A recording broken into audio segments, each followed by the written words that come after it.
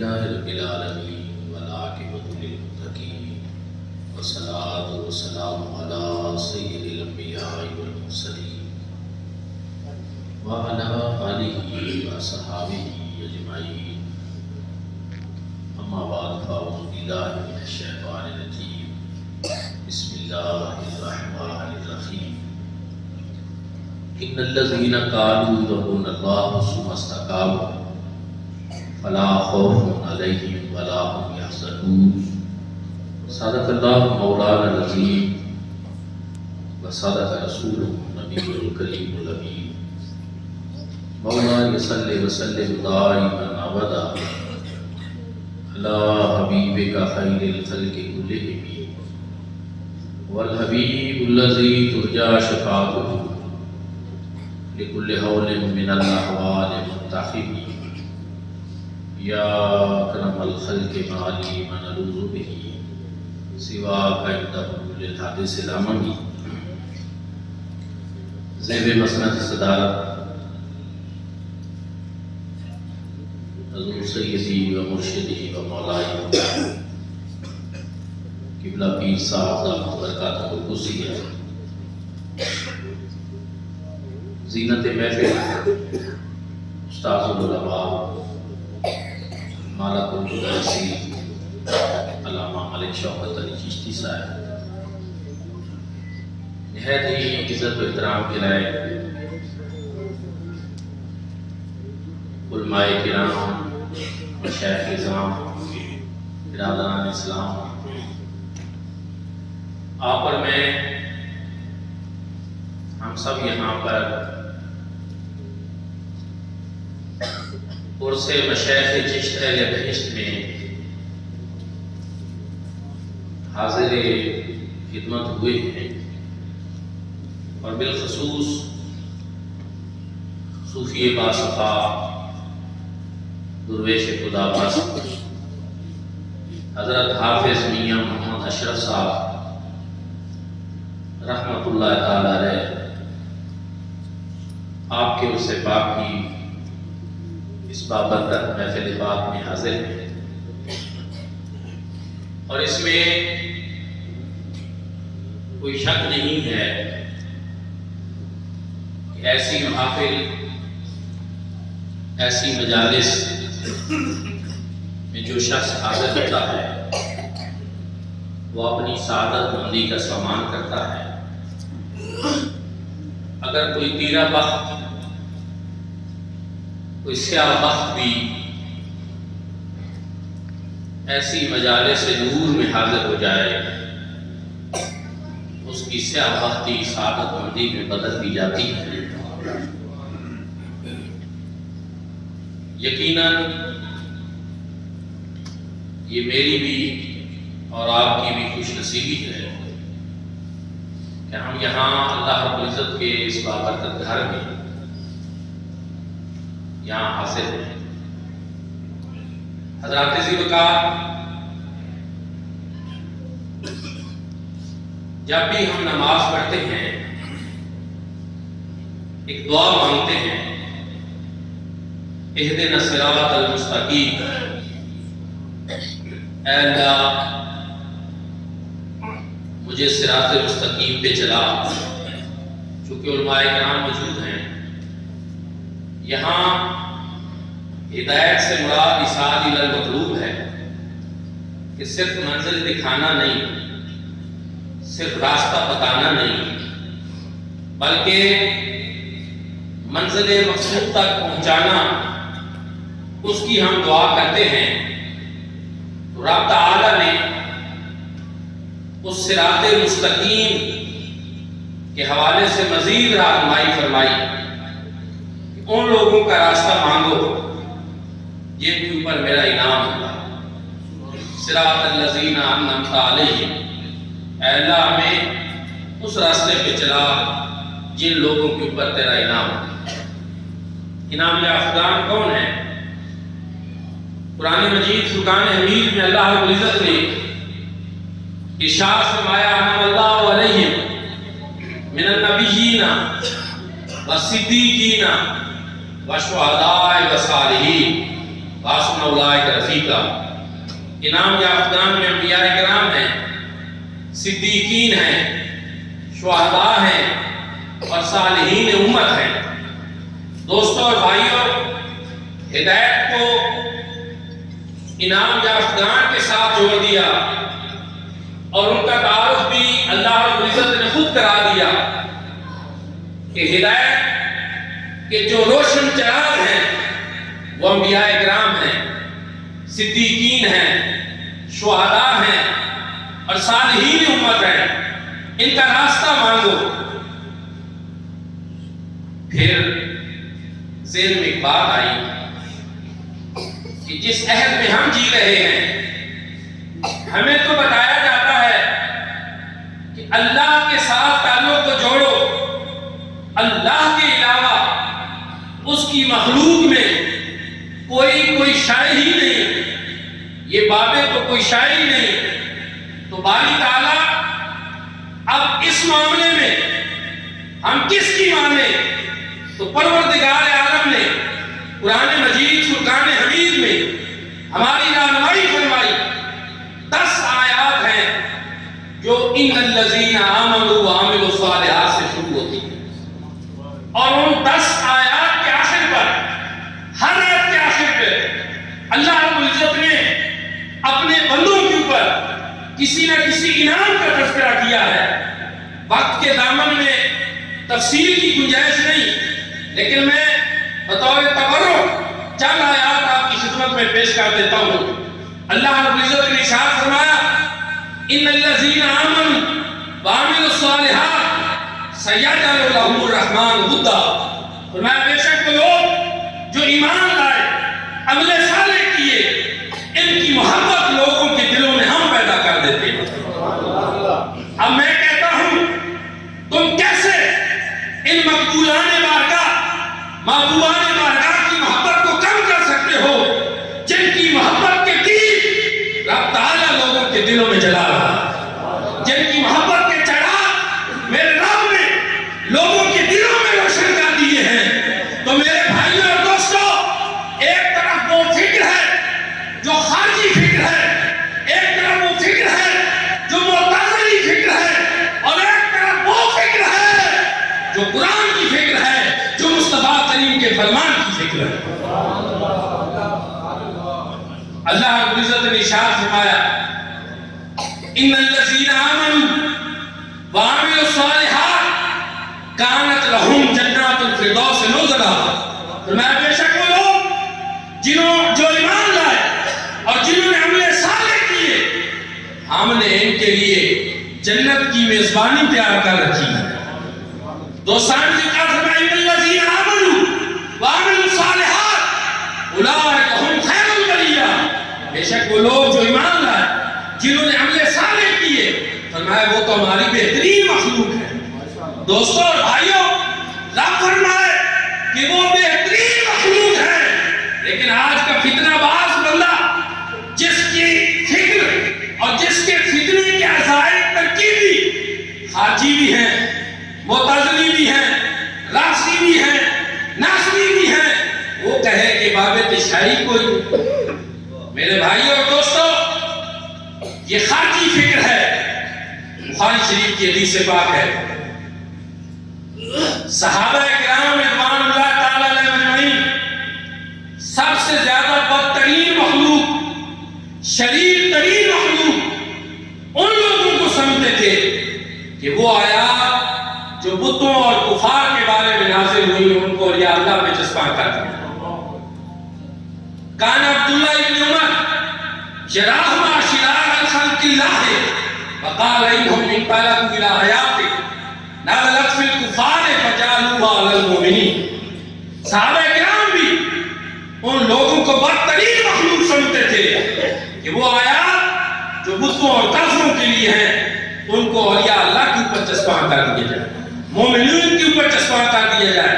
مومنین وہ ہیں جن کی شان میں رب نے قرآن میں بیان کی، فرمایا ان الذین قالوا ربنا اللہ ثم استقاموا فلا خوف علیہم ولا هم یحزنون۔ بے شک وہ لوگ جنہوں نے کہا کہ ہمارا رب اللہ ہے، پھر اس پر استقامت اختیار کی، فرمایا انہیں نہ کوئی خوف ہے اور نہ کوئی غم ہے۔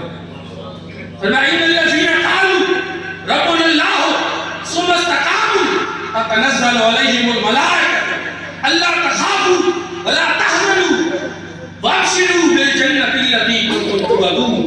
فرمایا وہ لوگ جنہوں نے کہا کہ ہمارا رب اللہ ہے، پھر اس پر استقامت اختیار کی، ان کے اوپر ملائکہ کا نزول ہوتا ہے۔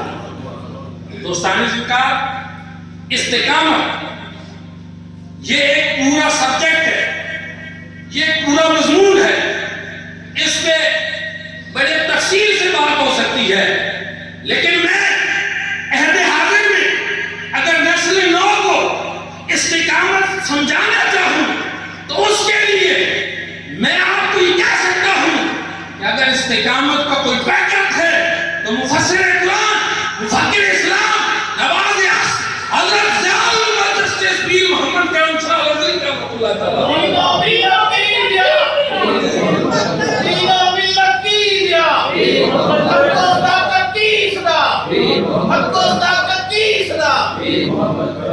یہ پورا فلسفہ آپ کا مبارک اور مسعود اور بابرکت نام لینے سے حل ہو جاتا ہے کہ استقامت کس چیز کا نام ہے؟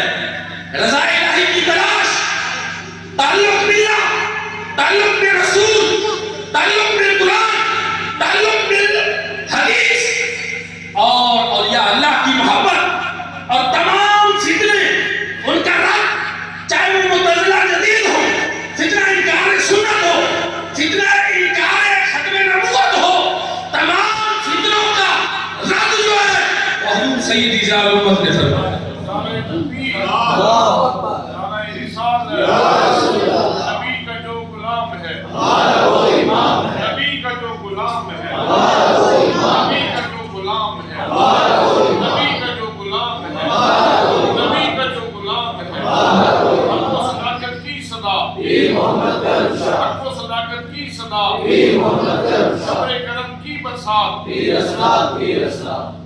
دوستو اس میں کوئی شک نہیں، فتنوں کی آندیاں ہیں اور خیر و قرون کے دور سے ہم دور ہیں، لیکن جن کا تعلق حضور ضیاء الامت رحمۃ اللہ تعالی علیہ سے جڑ چکا ہے، جو آپ کی فکر سے آشنا ہے اور جو آپ کا ذکر کرتے ہیں، میں علی وجہ بصیرت یہ بات کہہ رہا ہوں کہ وہ عہد حاضر کے فتنوں کا کبھی شکار نہیں ہو سکتے۔ فکر حضور ضیاء الامت اس دور کی جتنے فتنے ہیں ان سب فتنوں سے بچاتی ہے، استقامت کا درس بھی دیتی ہے، محبت رسول کا درس بھی دیتی ہے، عشق رسول کا درس بھی دیتی ہے، اور ہزاروں فالوئنگ رکھنے والے لوگ لگے رہے اور یہ اللہ کے بارے میں بکواسات کرتے رہے، لیکن میں ان کو کہنا چاہوں گا، میرا ایک دوست ڈاکٹر ہے، سائیکالوجسٹ ہے، وہ مجھے کہتا ہے کہ یہ انسانوں کے چہرے جو ہوتے ہیں ان کو دیکھ کر اس دور کے بعض ڈاکٹر ایسے ہیں جو اندازہ لگا لیتے ہیں کہ بندہ نیک تینت ہے یا مجرمانہ ذہن رکھتا ہے، اس کی کیفیت کا اندازہ لگاتے ہیں، یہ سائنس کہتی ہے، یہ ڈاکٹر کہتے ہیں۔ تو میں نے کہا تم بیٹھ کر جتنا ہی اپنا گند پھیلا لو، جب لوگ حضور ضیاء الامت کا روشن تابدار چہرہ دیکھیں گے تو وہ نور ایمان کو پا دیں گے۔ کیوں؟ اس لیے ایک بات اور غور سے سنیں، عیسائیت، یہودیت اپنے مذاہب کے سلسلے میں شخصیات کے حوالے سے اتنے زرخیز نہیں ہیں، اللہ نے جتنا دین اسلام کو زرخیز بنایا۔ دین اسلام کو جو تحفظ قرآن کے اللہ نے دنیاوی لحاظ سے ضابطے بنائے ہیں، ان ضابطوں میں سے ایک یہ بھی ہے کہ اللہ نے مصطفیٰ کریم صلی اللہ علیہ وآلہ وسلم کی امت میں ایسے رجال کار وقت کے ساتھ ساتھ بھیجے ہیں کہ جن کے روشن چہرے، جن کا کردار تابناک اور جن کی خوبصورت سیرت ہر دور میں حفاظت خوف بھی کرتے ہیں، جو ضیاء قرآن کی صورت میں قرآن کی خدمت کرتے رہے ہیں۔ اور میرے بھائیوں اور دوستوں، اس طرح کی کوئی اور مثال دنیا کے ہمیں کسی اور مذہب میں نہیں ملتی، نہ یہودیت میں ملتی ہے، نہ عیسائیت میں ملتی ہے۔ اور میں بطور حوالہ صرف ایک بات عرض کرنا چاہتا ہوں، کریم آقا علیہ السلام نے اپنی زبان حق ترجمان سے اس طرف اشارہ بھی فرما دیا تھا، فرمایا تھا کہ ہر صدی کے آخر پر جب میرے دین کو ذوق پہنچے گا تو اس کی تقویت کے لیے ایک ایسا شخص آئے گا جو وقت کا مجدد ہوگا اور میرے دین کی تجدید کر دے گا۔ حضور ضیاء الامت رحمۃ اللہ تعالی علیہ انہی ہستیوں میں سے تھے۔ دوستان ذکر حضرت حافظ میاں محمد اشرف صاحب رحمۃ اللہ تعالی علیہ، میں نے آپ کی زیارت کی، یقین جانے یہی آیت کریمہ جو میں نے پڑھی ہے، ان الذین قالوا ربنا اللہ ثم استقاموا تتنزل علیہم الملائکہ، اس کے بارے میں حضور ضیاء الامت رحمۃ اللہ تعالی علیہ نے تفسیر ضیاء القرآن میں لکھا، علامہ علوسی نے لکھا، مدارک میں ہے، حاصل میں ہے، اللہ کے کچھ بندے ایسے ہوتے ہیں کہ جن کے چہروں سے دوسرے مسلمانوں کو سکون ملتا ہے، تسکین قلب کا سامان ہوتے ہیں، اور ان کی مجلس، ان کی نشست، ان کی صحبت وہ تاثیر رکھتی ہے، اور شیطانوں کے مددگار ہوتے ہیں، رحمان کے بندے اللہ کے بندوں کے مددگار ہوتے ہیں۔ وہ ان پاکیزہ ہستیوں میں سے تھے جن کے پاس بیٹھنے سے خدا یاد آتا تھا، جن کے پاس بیٹھنے سے محبت رسول کا درس ملتا تھا۔